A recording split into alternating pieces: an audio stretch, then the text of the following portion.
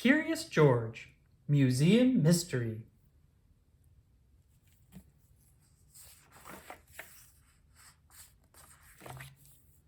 It was a big day at the museum. A new dinosaur skeleton was going to be displayed. George was always a curious little monkey, and he was especially curious about dinosaurs. At 5 o'clock, the museum will be filled with dinosaur experts waiting to see the new skeleton on stage, Professor Wiseman told George and the man with the yellow hat. But I'm one bone short. Isn't that one of the bones we brought to you last week? The man asked. It should have been, the professor said, but there were only 3 bones in this box. There were supposed to be 4. Are you sure you put all the bones in that box?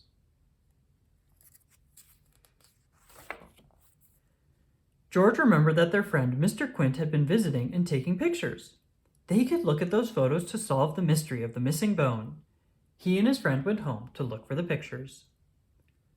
George found Mr. Quint's photos of his visit to the city. There were 2 pictures of the man with the box.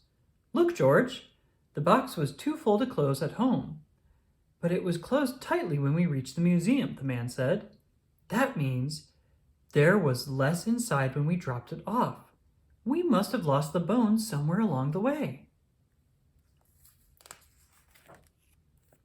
To find it, we should retrace our steps, the man told George. But George couldn't remember their exact path to the museum. Luckily, they had more pictures. George put them in a photo holder. If we put the pictures in order, we can retrace our path and find that bone, the man exclaimed. George thought the first place they'd gone was Chef Pischetti's restaurant for soup. They went to Pischetti's and showed him the picture Mr. Quint had taken. Looking at the photo closely, Pischetti noticed a clue.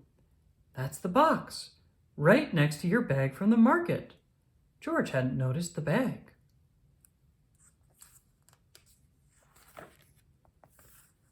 The market bag means we must have gone to the market before we came here, the man said.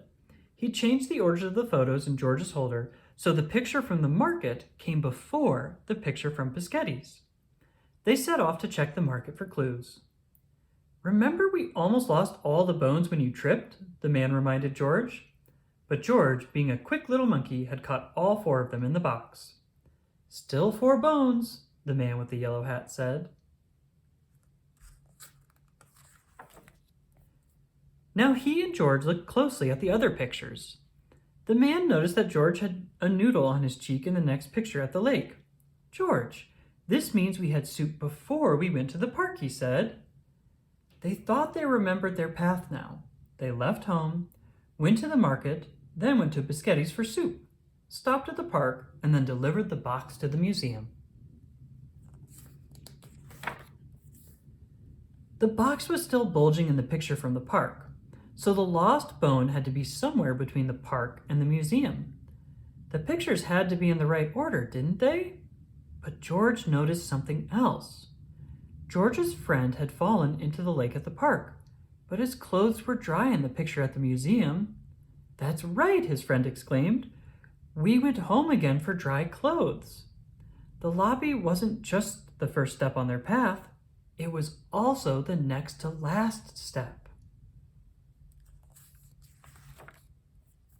They hurried back home to ask the doorman if he remembered anything about that day. Sure, I remember. You left the box in the lobby while you changed. Then your friend took this picture as you left in dry clothes, he told them. George noticed something else in the picture. What was that white blur under the chair with the doorman's dog? George went to find Hundley. When he found Hundley, he also found the bone. They had the missing bone, but it was almost 5 o'clock. George and his friend ran back to the museum and put the bone in its place just in time. Let's go, the man whispered. But his pants were caught in the Ankylosaurus's mouth. The curtains opened, and the audience got an even bigger surprise than they expected. George had solved the mystery and saved Dr. Wiseman's big reveal at the museum.